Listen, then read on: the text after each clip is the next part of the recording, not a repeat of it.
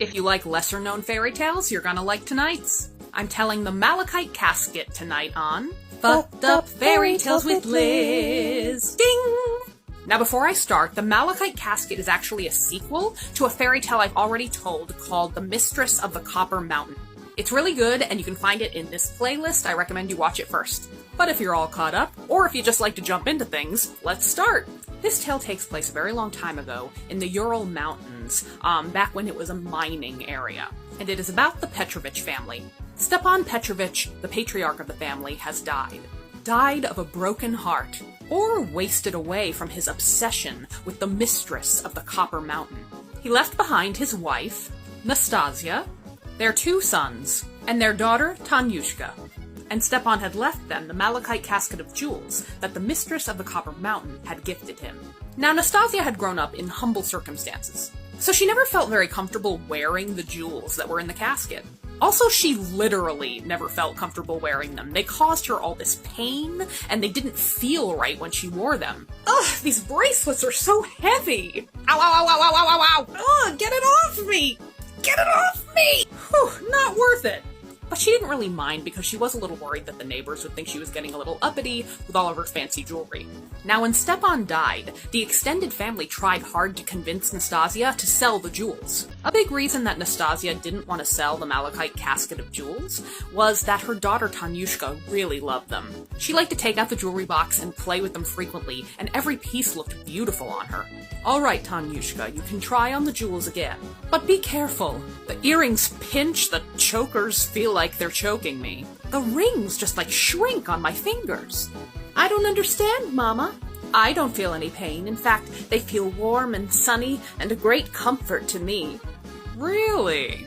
Tanyushka was an interesting child. She didn't resemble her family at all. She had beautiful black hair and brilliant green eyes. And even as a young girl, her beauty was otherworldly. Plus, she was a rather cold child. She wasn't affectionate with her mother or anyone else in her family. She didn't care to make friends. She mostly just wanted to play with that jewelry box. Her father, Stepan, clearly favored her and would often defend her odd looks and ways to people. So what? Her eyes are green and her hair is black. Her eyes are as green as the malachite I've spent my life mining, and her hair is black, dark, like inside of a mine. Yeah, that's not how biology works, dear. I like the way she looks. It helps me remember. Helps me remember... my days in the mine! Yeah, that's it! Tanyushka, my little remembrance, come to Papa, I have more presents for you. I don't know how another lady's baby got in my body, but that ain't my kid. Tanyushka grew into a lovely young lady. And now that she and her siblings were of a certain age, the boys could go out to work, and Tanyushka could stay home and tend house. So Tanyushka would take care of the chores as quickly as possible, and then she'd find the Malachite Casket and play dress-up. One day, while she was all decked out in the jewels, the house was robbed. Or at least there was an attempted robbery. Oh, just the kids home? I think it's time for me to rob a house. Nothing could go wrong there. Who's there? What are you doing in my house? I'm blinded! While he was incapacitated, Tanyushka ran and got the neighbors who held the robber hostage until Nastasia got home. What's your fucking deal, man? I don't know what came over me, but it was like I was staring into the sun. Well, he didn't take anything, so just get the fuck out, I guess. Daughter, what the hell happened here? I don't know. I looked at him and he screamed like an asshole. Nastasia decided to bury the jewels deep under the floor of the cellar. But Tanyushka, whether of her own persistence or with the help of a higher power, wouldn't let them get away from her. One day when her mother was out, she saw the floorboards glowing. What the fuck is that mysterious light? Yay! Now the family's wealth continued to decline, but Nastasia was still reluctant to sell the jewels. One day, a mysterious stranger showed up at the Petrovich family home. She wore the clothes and bore the belongings of a nomad, but she was a tall and imposing woman with great beauty and wit. Good neighbor, would you let me rest here for tonight? I've been on a long journey and I feel ready to collapse. You're welcome to, though I don't have much to offer you. I've got beer and onions and... ooh, yikes, that's it. But sure, come on in. Oh, wow, you have already made yourself comfortable. Hey, you young lady, come on over. I'm a tapestry maker. Check out all the supplies I brought. Wow, look at this silk! The needlework is incredible! I can teach you the skill if you like. What are you talking about? We can't afford supplies like this. Silk, metallic thread? Didn't you hear we are literally eating onions and beer for dinner? Look, since you've been so welcoming, let me teach the girl the needlepoint skills. If she does well, I'll leave you enough supplies to last a while. I'm sure you could use the money she'd earn for the work. Feeling like I can't refuse. So the vagabond began teaching Tanyushka the needlework arts, and she took to it very well. Tanyushka also took to their visitor eagerly. She was enraptured with the lady, followed her around, sat on her lap, let the woman hug her. It infuriated Nastasia. You won't even hug your own mother, but you're obsessed with this stranger? And honestly, the beggar woman did not help things at all. Tanushka adored the beggar woman so much, she even let her in on the family secret. So we have this malachite casket full of jewels that my dad got as a gift, and they're like so valuable, my mom hides them. Put them on for me. You don't have to tell me twice. Oh, they are beautiful, but they could use a little polish. Let me. Oh, damn! Now turn around and observe what you see carefully. But don't say a word, and don't look back at me. Tanushka found herself standing in a gorgeous castle that was decorated with malachite columns. She saw the image of a beautiful woman decked out in green velvet and precious stones, and it was like looking in a mirror. And there were lots of other people decked out in finery. Tanya noted a man who appeared to be very wealthy and seemed of significance. Then suddenly it all vanished. What the hell was all that? That was the Tsar's palace. The malachite columns that decorated it were mined by your father. Hey, I'm home! Oh, shit. Thank you so much for the room and board. I must be back on my journey. No!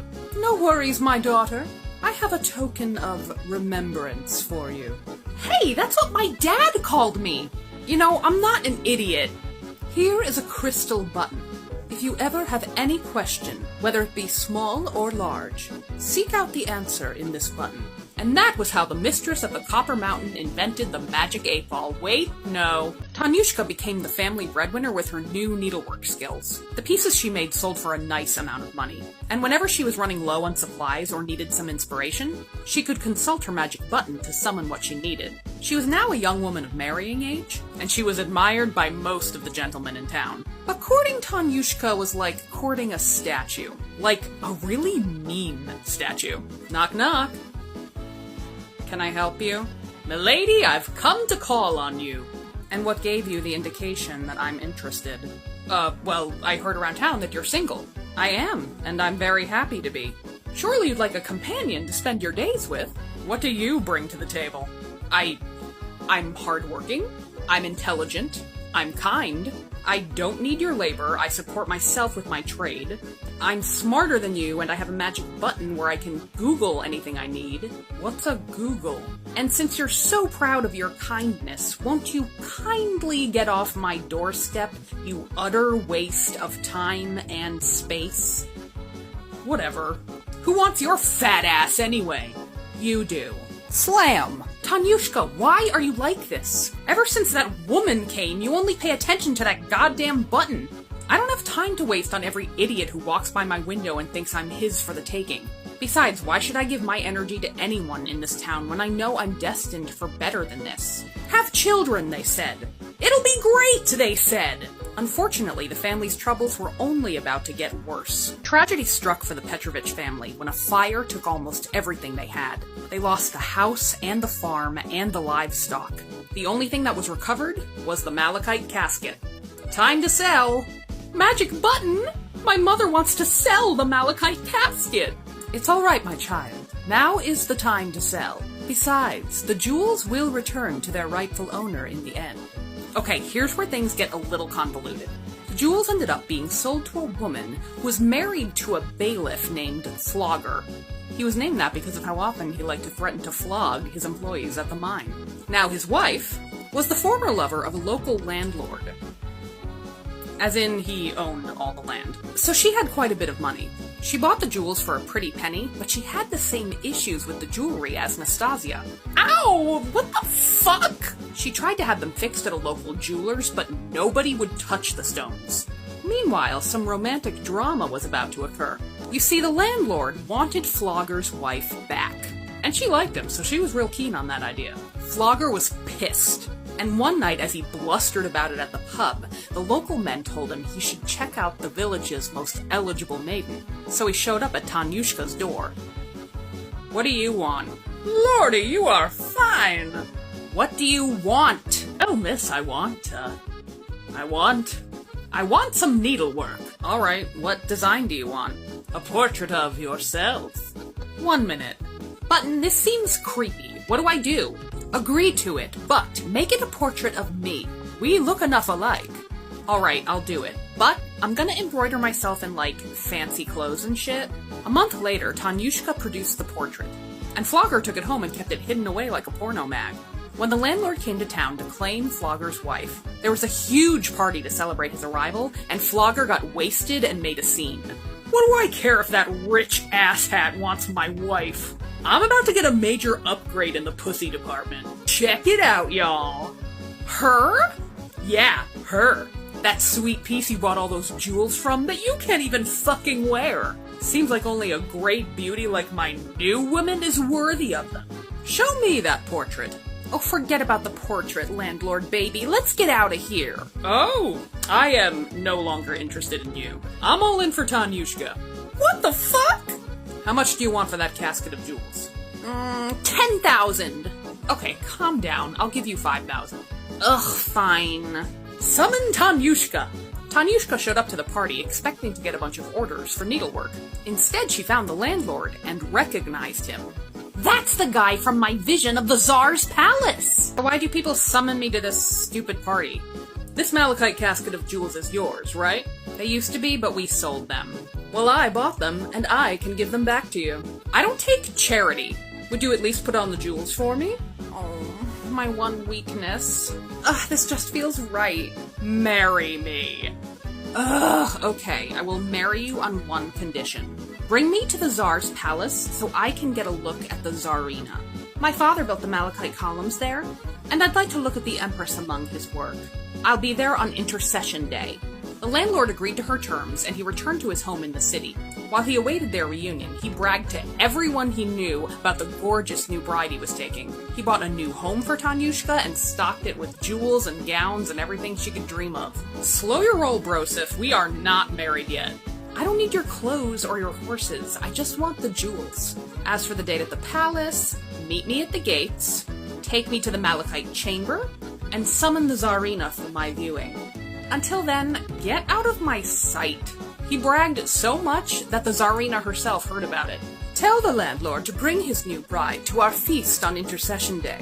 I can't wait to see if the girl lives up to the braggart's words." Intercession Day arrived, and all of the VIPs of St. Petersburg showed up at the Tsarina's palace for the feast. The landlord waited anxiously at the gates, not knowing what to expect of Tanyushka. A lot of people crowded round too, wanting to get a sneak peek at the lady he'd talked up so much. When Tanushka arrived, she was wearing the jewels, but she arrived on foot and she was wearing a pretty humble sheepskin over everything. "Ugh, she looks like a basic poor. This is humiliating." The landlord hid from her, so embarrassed was he at her humble appearance. But once he'd slunk away, Tanyushka threw off the sheepskin to reveal a beautiful green velvet gown more luxurious than the Tsarina herself could imagine wearing. "Paint your portraits, ancient paparazzi." "Oh wait, here I am! Yup, that's her! That's my hot bride!" That's still to be seen. And it's not looking good for you so far. You were supposed to meet me at the gate, not hide from me like a common rodent. Strike one, my dude. Take me to the Malachite chamber. The landlord and Tanyushka were escorted in. They were brought to an area of the palace that the Tsarina had specifically prepared. This isn't the chamber that I asked for. I want to see the Tsarina in the Malachite chamber. Strike two. The girl strut off with her head held high like she owned the place. The landlord and the crowd followed her to the Malachite chamber. Tanyushka took it in coolly and looked around for the Tsarina to arrive. "So, show me this woman who has such a high opinion of herself she can trample around my castle and ignore my will." "Excuse me?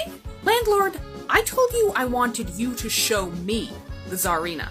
But you seem to have arranged it as if I am the one to be gawked at. Strike three, Brosif. You can keep the jewels, but you will never see me again." And with that, Tanyushka stepped into the malachite walls of the chamber and melted away. All that was left of her were the jewels stuck to the wall. The landlord plucked at them, but at his touch they melted away into a rainbow of colors. The only stone he was able to retrieve was a small crystal button. When he pulled it closer to inspect it, he saw Tanyushka's face in it laughing at him. "I can't believe you actually thought you had a chance with me." So Tanushka was never heard from again. The landlord kept the button his entire life. He couldn't stop himself from continuing to stare into it and watching the Malachite maiden laughing at him. It drove him to drink, lose his wits, and lose his livelihood. And remember Flogger? He was no better off. He kept that self-portrait in silk that Tanyushka had made him, and he too couldn't help staring into it from time to time, and eventually he took to drink, and he lost his job in the mines. But you know who wasn't too bad off? Me! Nastasia! She mourned the loss of her daughter a bit, but her grief didn't last long, because she had always felt so disconnected from the girl. Her sons gave her lots of grandchildren, and they kept her busy and her home full of love. As for the mistress of the Copper Mountain, people still spied her around from time to time, but from that day forward, she always appeared with a twin. It takes two, baby. It takes two, baby. Me and you.